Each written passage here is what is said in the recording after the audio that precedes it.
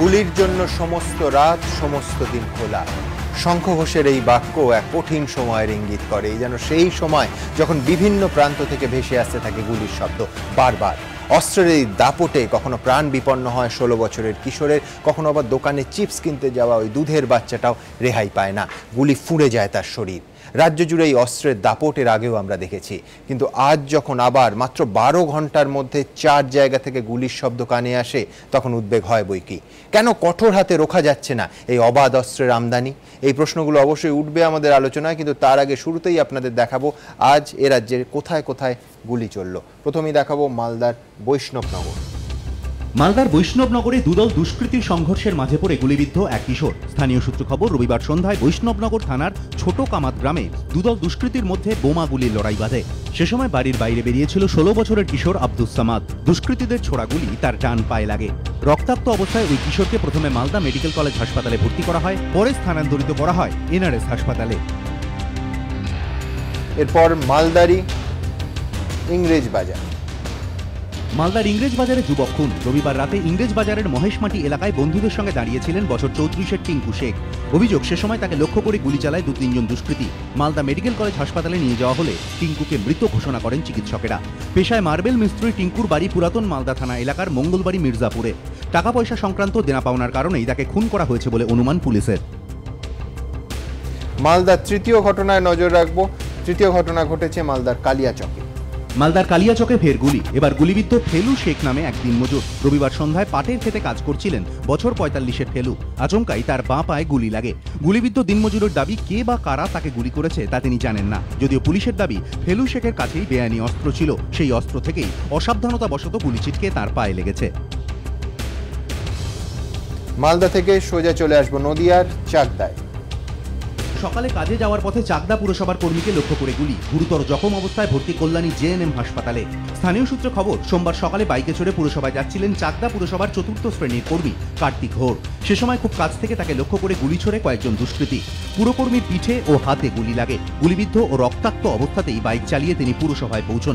সেখান থেকে সহকর্মীরা তাকে চাকদা স্টেট জেনারেল হাসপাতালে নিয়ে যান। অবস্থার অবনতি হলে তাকে কল্যাণী জেএনএম হাসপাতালে স্থানান্তরিত করা হয়। সমীর চট্টোপাধ্যায়কে দিয়ে শুরু করবো। সমীরবাবু, বাম আমলে গুলি চলেনি, একটাও গুলি কোথাও চলতো না, দুষ্কৃতীদের মধ্যে লড়াই হতো না, কেউ বলছে না, অশোক ঘোষও দাবি করবেন না, কিন্তু এখন তো কোথাও কোনো নির্বাচন হচ্ছে না, কোথাও তৃণমূল বনাম সিপিএম বা তৃণমূল বনাম কংগ্রেস, তৃণমূল বনাম বিজেপি সংঘর্ষ চলছে না, পরের পর প্রকাশ্যে গুলি থামানো যাচ্ছে না কেন? আমি যদি শুধু পরিসংখ্যান দেখি, কলকাতা এবং গোটা রাজ্যের গত 5.5 মাসে 11টা পরপর এরকম প্রকাশ্যে গুলি চলার ঘটনা ঘটেছে। না, যে দুটো নাম বলছেন নদিয়া এবং মালদা, এই দুটো জায়গায় হচ্ছে একটা বিএসএফ কর্মী যারা ওখানে থাকে, তাদের একটা গুরুত্বপূর্ণ ভূমিকা থাকে। অবশ্যই রাজ্যের তদারকি থাকবে, সীমান্তবর্তী এলাকা। এবং নদিয়া এবং মালদাতে আপনি যদি দেখেন, এখানে কিন্তু বিরোধীরা জোটসঙ্গী বর্তমানে, এরাই কিন্তু স্ট্রং। আর একটা কথা, গোটা রাজ্যে একটা তৃণমূলের সরকার জোট শক্তি স্ট্রং, আর জয়িতে কি যায়? ঘটনা ঘটিয়েছে, এদেরকে রাজনৈতিক দলের না বলে এদেরকে দুষ্কৃতী বলাই ভালো। না, রাজনৈতিক দলের বলছিও না, কিন্তু আমি বলছি এটা তো প্রশাসনের নিয়ন্ত্রণ করার কথা। আমি সম্পূর্ণ দুষ্কৃতী যদি ধরে নিই, যাদের পেছনে কোনো পলিটিক্যাল প্যাট্রোনেজ নেই, তাতেও তো একটা উদ্বিগ্ন হওয়ার মতো ঘটনা। আপনি সূচনাটা ঠিকই করেছেন যে প্রশাসনের ভূমিকা। আগে কি হতো, আগে অর্গানাইজড ভাবে হারমাদকে দিয়ে প্রশাসনকে বাদ রেখে গুলি চালানো হতো। তার জন্য আমরা জানি মেদিনীপুর নেতাই থেকে শুরু করে গড়বেতা আমরা দেখেছি। অসুবিধার খারাপ লাগলেও কিছু করার নেই, বাস্তব সত্য সিপিএম তা করেছে। কিন্তু বর্তমানে প্রশাসন, যেখানে মমতা বন্দ্যোপাধ্যায় একটা সুশাসনের জন্য প্রশাসনকে নিরপেক্ষভাবে কোনো রং না দেখে স্টেপ নিতে বলেছে। এবং আমরা বারবার যেটা বলার চেষ্টা করছি যে মমতা বন্দ্যোপাধ্যায় দ্বিতীয় ইনিংসে এসেন, তিনি রাজধর্ম, রাজনীতি পালন করার জন্য সবসময় সচেষ্ট, এবং তিনি দলমত নির্বিশেষে তিনি স্টেপ নিচ্ছেন। এবং প্রশাসনিক বৈঠকগুলো আপনারা বারবার দেখাচ্ছেন আপনাদের চ্যানেলে, যে কিভাবে কড়া ভাবে তিনি। আমি সব বুঝলাম বাবু, কিন্তু অশোক ঘোষের কাছে যাবো। একটা 16 বছরের ছেলে, আমরা এই আলোচনা যখন শুরু করছি তখন হাড় ফেটে বুলেট ঢুকে গেছে। আমি এখনো জানি না নিশ্চিতভাবে ডাক্তাররা দেখছেন যে তার পাটাই বাদ দিতে হবে কিনা।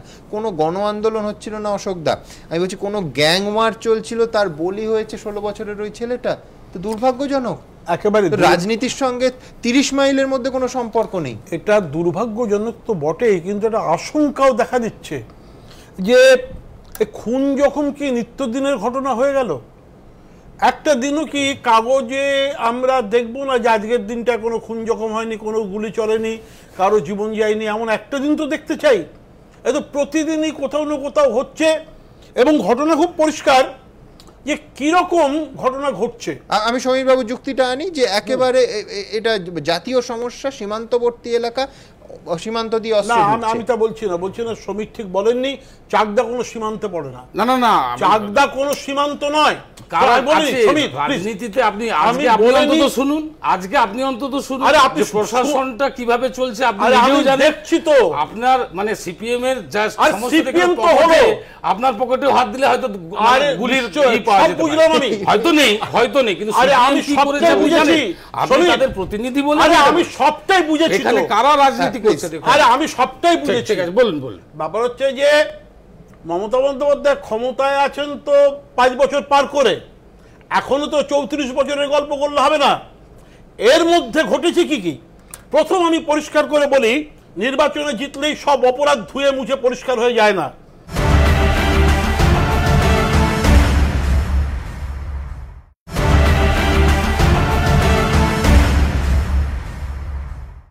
মমতা বন্দ্যোপাধ্যায় ক্ষমতায় আছেন তো 5 বছর পার করে, এখনো তো 34 বছরের গল্প করলে হবে না।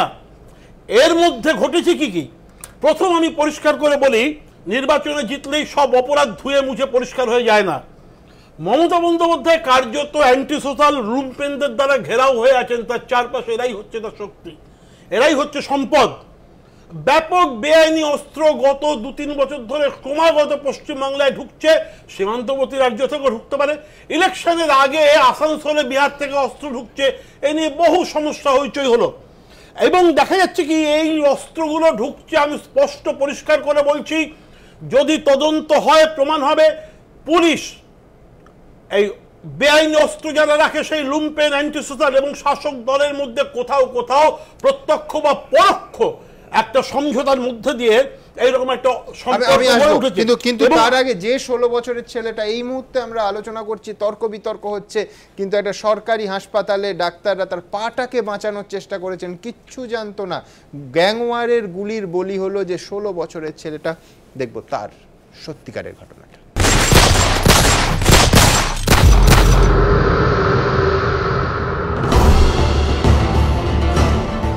পর্দার গ্যাংস অফ ওয়াসিপুরের মতো বাস্তবে এ যেন গ্যাংস অফ মালদা, যেখানে দুষ্কৃতীদের গুলির লড়াই, রক্তপাত এখন প্রায় রোজকার ছবি। আর সেই গ্যাং ওয়ারের মাঝে পড়ে এবার বিপন্ন রক্তাক্ত কৈশোর। ঘটনাস্থল মালদার বৈষ্ণবনগর। স্থানীয় বাসিন্দাদের দাবি, রবিবার সন্ধ্যা হতেই বৈষ্ণবনগর থানার ছোট কামাত গ্রামে দুদল দুষ্কৃতীর মধ্যে বোমা গুলির লড়াই বাধে। গুলির শব্দ শুনে আতঙ্কে ঘরে ঢুকে যান সকলে। রাস্তাঘাট শুনশান হয়ে যায়। কিন্তু সেই সময় বাড়ি থেকে বেরিয়েছিল 16 বছরের কিশোর আব্দুস সামাদ।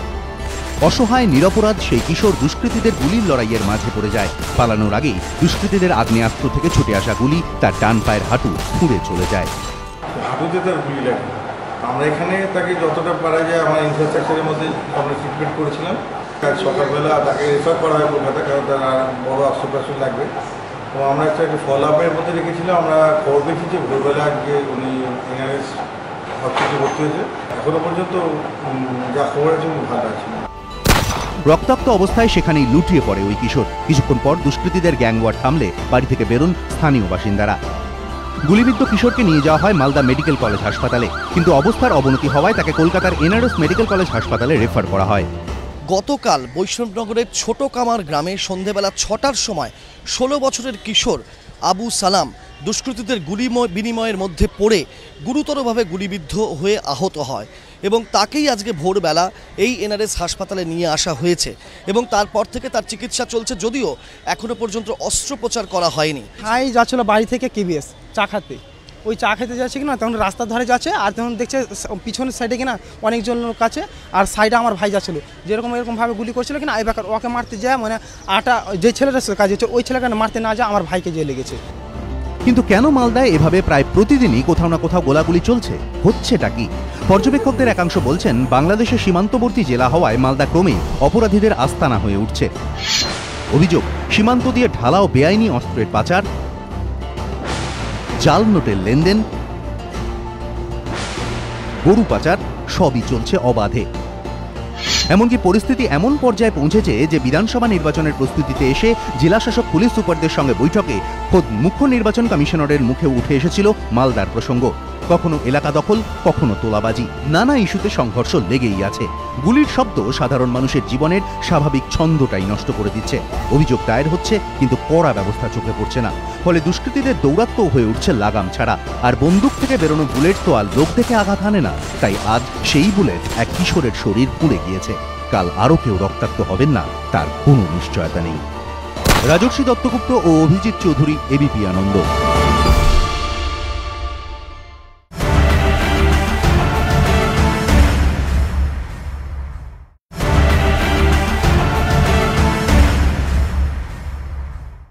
ওমপ্রকাশ, শুধু মালদায় 3টে ঘটনা, এবং একটা দিনের ঘটনা নয়, বিচ্ছিন্ন ঘটনা নয়, পরের পর একটার পর একটা ঘটনা হচ্ছে। কোথাও পুলিশ এমনকি থানা অবধি আক্রান্ত হচ্ছে। সমাধান সূত্রটা কি? না, এটা খুবই দুর্ভাগ্যজনক যে আমাদের পশ্চিমবঙ্গে বেআইনি অস্ত্র এবং তার অপব্যবহার এটা ভীষণ দারুণভাবে বেড়ে গেছে।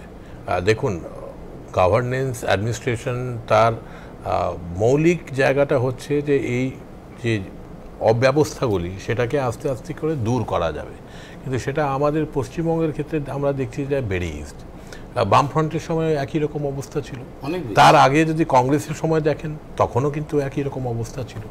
অর্থাৎ এই গত প্রায় 50-60 বছর ধরে আমরা এটা ঠিক করে নিয়েছি যে পশ্চিমবঙ্গে ভায়োলেন্সটা হচ্ছে আমাদের ডিসপিউটের একটা বড় আরবিটার হিসাবে কাজ করবে। মানে এই তো আমেরিকা নয় যে গান লাইসেন্স পাওয়া সহজ, এত বন্দুক, এত অস্ত্র, এত এই কথাটা প্রত্যেকটা রাজনৈতিক দল তারাও অনুভব করে, আমরা এটাকে বলি, কিন্তু আলটিমেটলি এটাকে কিন্তু মীমাংসা করতে হবে বা স্টেপ নিতে হবে আমাদের যারা প্রশাসনের দায়িত্বে আছেন তারা। আমার যেটা অভিযোগ, যদি আপনি বলেন, আক্ষেপটাই অনেকটা বেশি বেটার হবে শব্দটা, যদিও যে আমাদের রাজ্যে বর্তমানে তৃণমূল কংগ্রেস এটা পলিটিক্যাল ম্যানেজমেন্টের উপর এদের গুরুত্বটা অনেক বেশি দিচ্ছে, এটা গভর্নেন্স আর অ্যাডমিনিস্ট্রেশনের উপর গুরুত্বটা খুবই কম। আর দ্বিতীয়ত হচ্ছে যে আপনি যদি দেখেন যে সার্বিক যেটা ব্যবস্থাপনা তার উপর আমাদের গুরুত্ব রয়েছে, যেখানে আর কি প্রেস মিডিয়া পৌঁছে যাচ্ছে, রাজনৈতিক দলগুলি আন্দোলন করছে বা বক্তব্য রাখছে বিধানসভার বাইরে, বা কোনো সময় দেখা যাচ্ছে যে মুখ্যমন্ত্রী সেখানে ইন্টারভিন করলেন, একটা সুরাহা হলো। কিন্তু মাইক্রো লেভেলে যে চূড়ান্ত অব্যবস্থা, দৌরাত্ম্য যে চলছে তার কি হবে? এই যে নির্বাচনের পরে যেটা অনেক সময় আপনাদের পক্ষেও হয়তো কতগুলি রিপোর্ট আসে, আপনারা দেখাতে হয়তো পারেন না, যে এতগুলি জায়গাতে যারা বিরোধী দলকে সমর্থন করেছে তাদেরকে কোথাও জরিমানা দিতে হচ্ছে, ঘর ছাড়া তারা হচ্ছেন, আর তাদেরকে মুচলেকা দিতে হচ্ছে। আমি এটা নিয়ে কোনো ডিসপিউট করছি না, তোমার সঙ্গে ঝগড়ার ব্যাপারই নয়। ইস্যুটা হচ্ছে যে যতদিন সময় যাবে আমরা তো প্রোগ্রেসিভ হব, আমাদের গভর্নেন্স সিস্টেমটা সেটা বেটারমেন্টের দিকে যাবে, সেটা হচ্ছে না। আর তার জায়গায় যেটা হচ্ছে যে একটা ব্যবস্থাপনা, পলিটিক্যাল ম্যানেজমেন্ট হচ্ছে, এটা একটা বড় ইস্যু। আমি বিজনের কাছে আসবো। ওমপ্রকাশ মিশ্র বলছেন যে প্রত্যেকটা রাজনৈতিক দল প্রত্যেকটা সময় এটা হচ্ছে, কিন্তু নিয়ন্ত্রণ পাওয়া যাচ্ছে না। বিজন, আমার কথা তার সঙ্গে আমি যোগ করতে চাইবো যে প্রত্যেকটা রাজনৈতিক দলের নির্বাচনী প্রতিশ্রুতিতে বা এজেন্ডা একদম পরিষ্কার থাকে যে তারা ক্ষমতায় এলে নিরস্ত্রীকরণ হবে, প্রায় একটা যুদ্ধকালীন পরিস্থিতি, যেন যে অস্ত্রের বেআইনি অস্ত্রের দাপাদাপি কমবে তো না। ঘটনার সংখ্যা দিয়ে বিচার করলে প্রতিদিন ক্রমশ বাড়ছে। 12 ঘন্টায় 4টে ঘটনা ঘটছে, এবং 4টের মধ্যে গুলিবিদ্ধ হলো যে ছেলে রাজনীতি জানে না, ভোট এখনো দেয়নি, চা খেতে বেরিয়েছে। হ্যাঁ, মালদার বৈষ্ণবনগর, মালদার ইংরেজ বাজার, মালদার কালিয়াচক। খুব ইম্পর্টেন্ট আমার কাছে কালিয়াচক জায়গাটা।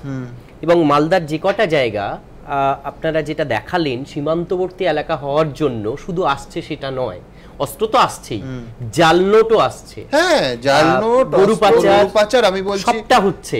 এনআইএ কে আলাদা অফিস করতে হয়েছে। মুখ্য নির্বাচন কমিশনার যখন এসেছিলেন একটা জেলার উল্লেখ করেছিলেন মুখে, সেটা মালদা, সেটা নিয়ে সংশয় না। কিন্তু আমি বলছি বাকি এলাকাগুলোও তো খুব শান্ত নয়।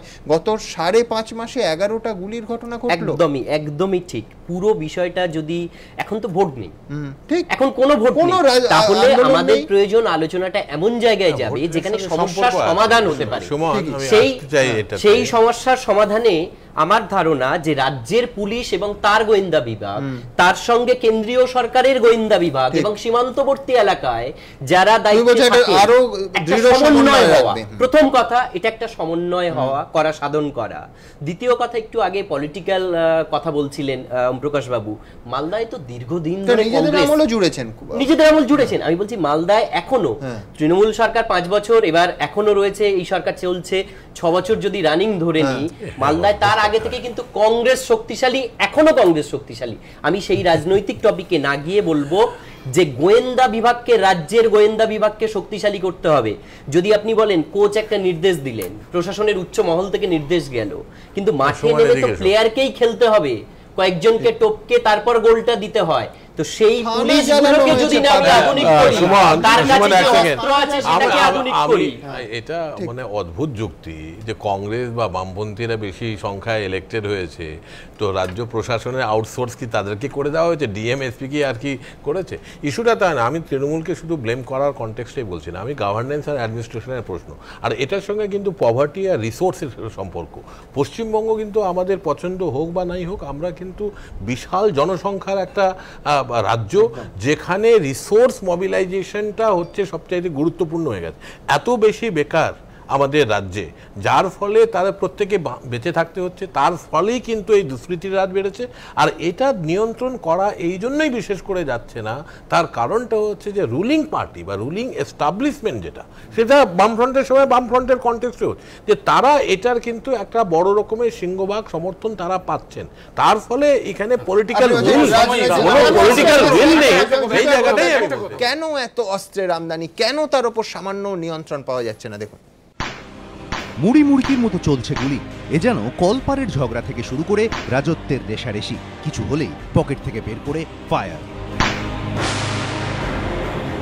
সম্প্রতি গোটা রাজ্য তো দূরের কথা, খাস কলকাতাতেই অনবরত চলছে গুলি।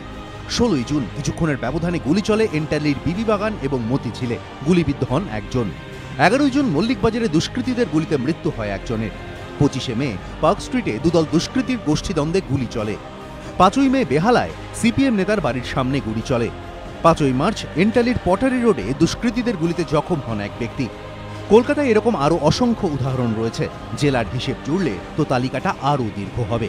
কখনো সোদপুরের প্ল্যাটফর্মে, কখনো খড়দায় রাস্তার ওপরে, কখনো আবার চন্দননগরে স্কুলের সামনে, তো কখনো মগরাহাটে, জগৎতলে। কিন্তু এভাবে মুড়ি মুড়কির মতো গোলাগুলি চালানোর জন্য অস্ত্র আসছে কোথা থেকে?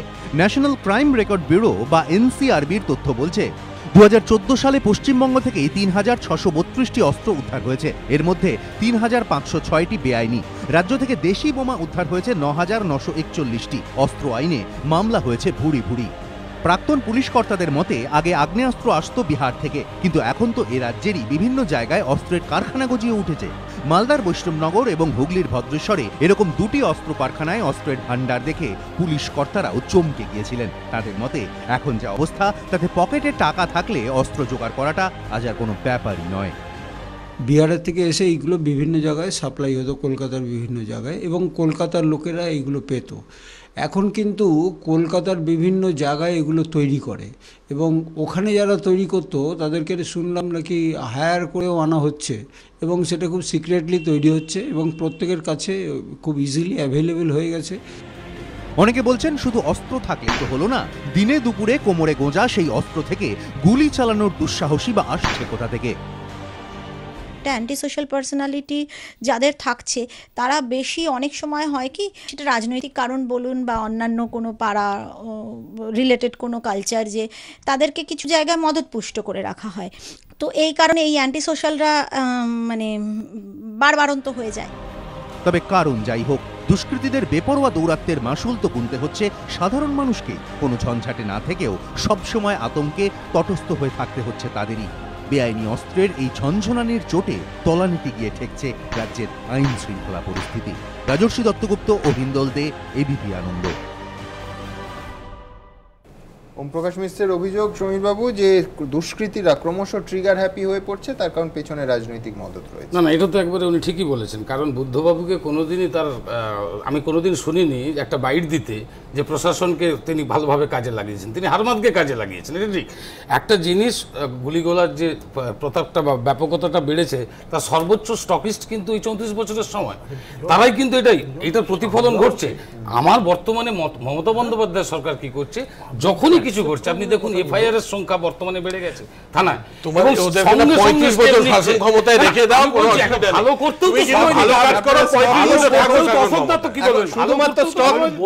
এই যে ছবিগুলো বলবো অশোকদা, এই যে ছবিগুলো এটা শুধু স্টক ক্লিয়ারেন্সের, 34 বছরের স্টক ক্লিয়ারেন্স। যে স্টক ক্লিয়ারেন্সের ব্যাপার না, আমি তো বলছি যে 34-এ কামড়েছে। অনেক কিছুই কামড়ালে মানুষ পাগল হয়, 34-এ কামড়েছে, 34 ফোবিয়া। এখন আমি তো বলতে পারবো না যে তৃণমূল আর কত বছর ক্ষমতায় থাকবে কি থাকবে না। 35 বছর থাকবে, 35 বছর, 34কে সামনে করে 35 বছর থাকো, একটা কথা তো পরিষ্কার। আচ্ছা, প্রথম দুটো কথা খুব আমি জানতে চাইছি। মমতা বলছেন যে পুলিশ সাহসের সঙ্গে কাজ করুক, আর তৃণমূলের লোকেরা পুলিশকে ধরে মারছে, সেই তৃণমূলের লোকগুলো কথা শুনছে না তো, আর কি করা যায়। আর দ্বিতীয় কথা হচ্ছে যে তৃণমূলের গোষ্ঠীদ্বন্দ্ব, কত অস্ত্র ব্যবহার হচ্ছে, এই তোলাবাজি। এইবারে বোধহয় মমতা প্রথম স্বীকার করলেন যে সিন্ডিকেট আছে এবং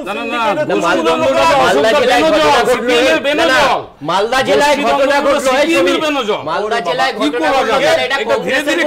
বলছেন কয়জন অঞ্চল সভাপতি, ব্লক সভাপতি মারা গেছেন তৃণমূল কংগ্রেসের? একদিন প্রোগ্রাম করো। তৃণমূল কংগ্রেসের কত মানুষ খুন হয়ে গেছেন, আর তৃণমূল কংগ্রেস তাদের কোনো দায়িত্ব নিচ্ছে না। তো সেগুলি কি করে খুন হচ্ছে? ভাড়াটে বাহিনী দিয়ে খুন করানো হচ্ছে। তার মানে এই জিনিসগুলিকে সিন্ডিকেটের বিরুদ্ধে বার্তাটা ইতিবাচক বার্তা, এটা মানতে হবে। সিন্ডিকেটের আমি বলছি ব্যাপারটা উল্টো এই কারণেই ইতিবাচকের কোনো ব্যাপার না। একজন মানুষ, এটা আপনারা বুঝলাম আমি, কিন্তু এতদিন তো আমরা সবাই বলতাম, আপনিও বলতেন যে কেন মুখ্যমন্ত্রী বলছেন না। আমি বলছি অন্য কথা। আমি বলছি মুখ্যমন্ত্রী যা বলেছেন তার পরিণতি ভেবে বলেননি।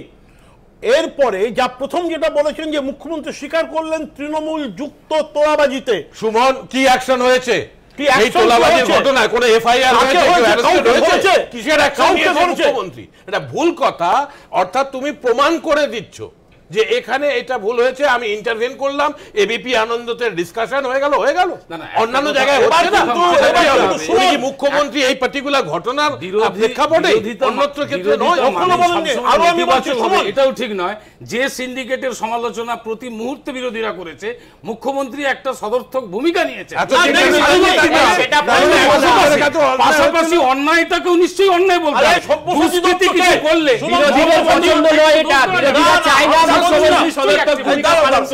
আমি বলছি যে সব্যসাচী দত্ত বিধাননগরের মেয়র বলছেন সিন্ডিকেট আছে, থাকবে। মমতা বিধানসভায় ঠিকই তো বলেছেন, সিন্ডিকেট তো একটা ইমারতি ব্যবসা, তার সাথে তো গরিব মানুষরা যুক্ত। কিন্তু সিন্ডিকেটের কাজকে বলুন, সিন্ডিকেটের কাজ খারাপ হলে তাকে দোষারোপ করুন, খারাপ বলছেন, এটাকে বিরোধিতা করুন। আমি আবার বলছি, আপনারাই চ্যানেলে বসে বলতেন, এরাই চ্যানেলে বসে বলতেন যে আপনারা বিরোধিতা করে বলছেন সিন্ডিকেটের জন্মদাতা তো আপনারা বললেন পছন্দ হচ্ছে না, আজকে পছন্দ হবে না সিন্ডিকেট বলেননি। তোমাদের জন্মদাতা হচ্ছে আমি বলছি তোমাদের জন্ম এক মিনিট, একটা লাইন। শুধু কিন্তু রাজ্যের ঘটনা নয়, আজকের এই বিক্ষিপ্ত ঘটনা যে 12 ঘন্টায় যেটা 4টে ঘটনা ঘটেছে, এটা রাজ্য শুধু নয়, সারা দেশে ঘটছে। আমেরিকায় গুলির ঘটনা ঘটছে,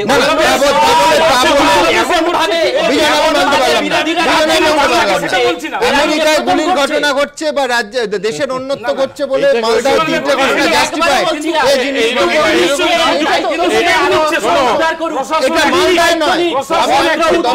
এই অনুষ্ঠানের শেষে আপনাদের দেখাবো যে শুধু মালদায় তো নয়, এ রাজ্যের নানা অংশে নিঃসন্দেহে দেশের অন্য প্রান্তে, এমনকি মার্কিন যুক্তরাষ্ট্রে ঘটলেও সেই ঘটনার নিন্দা করা নিয়ে কোনো ভাষা নেই, কিন্তু তার জন্য পশ্চিমবঙ্গের ঘটনাগুলো জাস্টিফাইড, এটা নিঃসন্দেহে বলা যায় না। আমি আপনাদের মনে করিয়ে দেবো যে শুধু মালদায় নয়, কলকাতায় কিছুদিন আগে বেনিয়াপুকুরে কি ঘটেছে সেই ঘটনাও রীতিমতো শিউরে দেওয়ার মতো। দেখুন,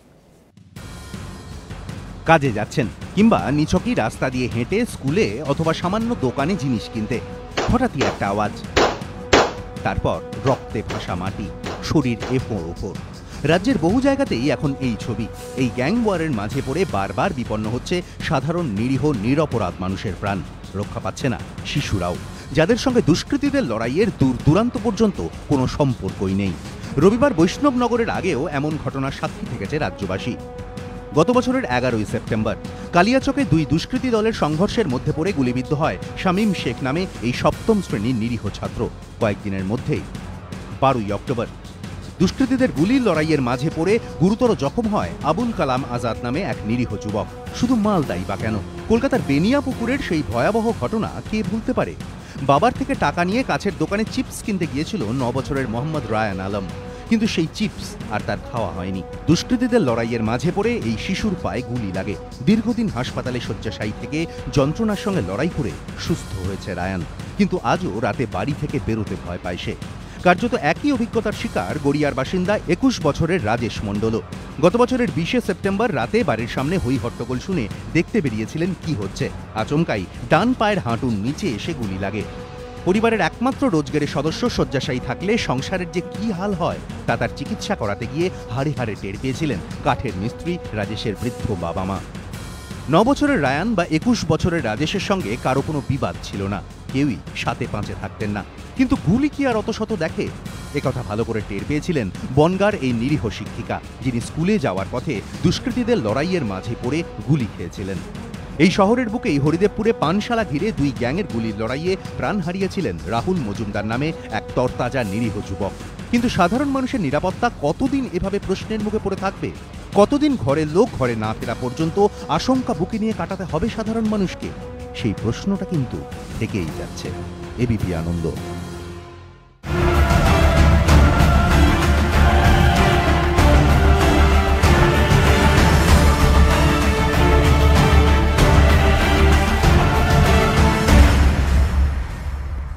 নিবেদন করছে ডালমিয়া সিমেন্ট, সম্পর্ক গড়ে দেশ গড়ে। পাওয়ার্ড বাই অরিশিয়ার প্লাস প্রিমিয়াম, মজবুত চুল তাই মজবুত কনফিডেন্স। সহযোগী নিবেদক সফেদ ডিটারজেন্ট পাউডার, সাফাইকা সুপারস্টার, শালিমার শেফ গুঁড়ো মশলা, জীবনের আসল স্বাদ।